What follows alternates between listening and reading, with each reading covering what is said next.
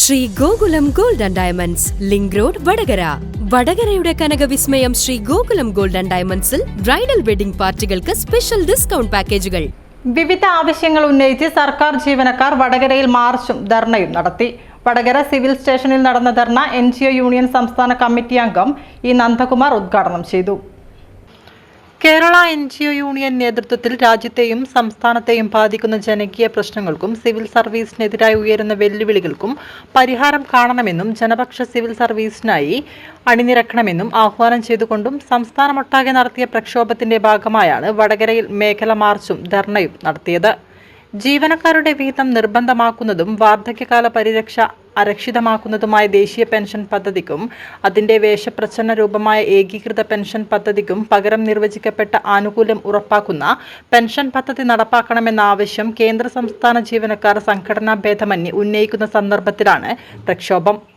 കേരളത്തെ തകർക്കുന്ന കേന്ദ്ര സർക്കാർ നയങ്ങൾ തിരുത്തുക, കേരള സർക്കാരിന്റെ ജനപക്ഷ ബദൽ നയങ്ങൾ ശക്തിപ്പെടുത്തുക, PF RTA നിയമം പിൻവലിക്കുക, നിർവചിക്കപ്പെട്ട ആനുകൂല്യം ഉറപ്പാക്കുന്ന പെൻഷൻ പദ്ധതി നടപ്പിലാക്കുക, സിവിൽ സർവീസിനെ തകർക്കുന്ന കേന്ദ്ര സർക്കാർ നയങ്ങൾക്കെതിരെ അണിനിരക്കുക, ക്ഷാമബത്ത ശമ്പള പരിഷ്കരണ കുടിശ്ശികകൾ ഉടൻ അനുവദിക്കുക, SBA മെഡിസെപ് പദ്ധതികൾ ശക്തിപ്പെടുത്തുക, വർഗീയത തടയുക, വിലക്കയറ്റം തടയുക തുടങ്ങിയ മുദ്രാവാക്യങ്ങൾ ഉയർത്തിയാണ് മാർച്ചും ധർണയും നടത്തുന്നത്.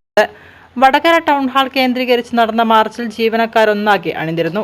വടകര സിവിൽ സ്റ്റേഷനിൽ നടന്ന ധർണ NGO യൂണിയൻ സംസ്ഥാന കമ്മിറ്റി അംഗം ഇ നന്ദകുമാർ ഉദ്ഘാടനം ചെയ്തു.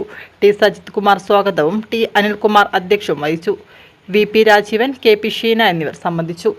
ചെയ്യുന്ന തൊഴിലിന് കൃത്യമായിട്ടുള്ള ശമ്പളം, കൂലി, ആനുകൂല്യങ്ങൾ ലഭിക്കുന്നതിനായിട്ട് മറുവശത്ത് കിട്ടാവുന്ന അവസരങ്ങളിലെല്ലാം തന്നെ ഈ കൊടുക്കേണ്ടുന്ന ആനുകൂല്യങ്ങൾ തടഞ്ഞു വെച്ചുകൊണ്ട് തങ്ങളുടെ ലാഭം വർദ്ധിപ്പിക്കുന്നതിനായിട്ട് ഉള്ള മറുവിഭാഗത്തിൻ്റെ ശ്രമം, അത്തരത്തിലുള്ള ശ്രമങ്ങൾ ഒരു പുതിയ രൂപത്തിൽ അല്ലെങ്കിൽ കൂടുതൽ ശക്തിയായിക്കൊണ്ട് ലോകമെങ്ങും അത്തരത്തിലുള്ള സംഘർഷങ്ങൾ, അതിൻ്റെ ഭാഗമായിട്ടുള്ള സമരങ്ങൾ, പ്രക്ഷോഭങ്ങൾ നടന്നു വരികയാണ്.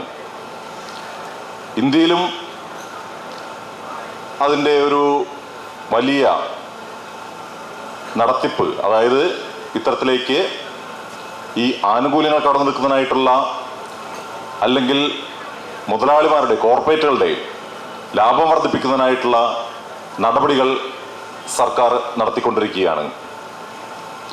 അപ്പോൾ പണിയെടുക്കുന്നവരെ സംബന്ധിച്ച് അല്ലെങ്കിൽ നമ്മളെ സംബന്ധിച്ച്, സിവിൽ സർവീസിൽ ജോലി ചെയ്യുന്ന നമ്മളെ സംബന്ധിച്ച് ഒരു പ്രധാനപ്പെട്ട കാര്യമെന്ന് പറയുന്നത്, ആദ്യകാലഘട്ടത്തിൽ നമ്മുടെ രാജ്യം സ്വാതന്ത്ര്യം കിട്ടിയ കാലഘട്ടത്തിൽ അന്ന് ജനങ്ങൾക്ക് വേണ്ടി അല്ലെങ്കിൽ ജനങ്ങൾക്ക് സേവനം ചെയ്യുന്നതിനായിട്ട് രൂപവൽക്കരിച്ച പൊതുമേഖലാ സ്ഥാപനങ്ങൾ, അതുപോലെ തന്നെ സർക്കാർ വകുപ്പുകൾ, ഇപ്പോൾ ആദ്യഘട്ടത്തിൽ പൊതുമേഖലാ സ്ഥാപനങ്ങളെ വിറ്റഴിക്കുന്ന ഒരു നടപടിയിലേക്ക് ഇവിടെ വലതുപക്ഷ നയങ്ങളുടെ ഭാഗമായിട്ട് ഇവിടെ കേന്ദ്ര സർക്കാർ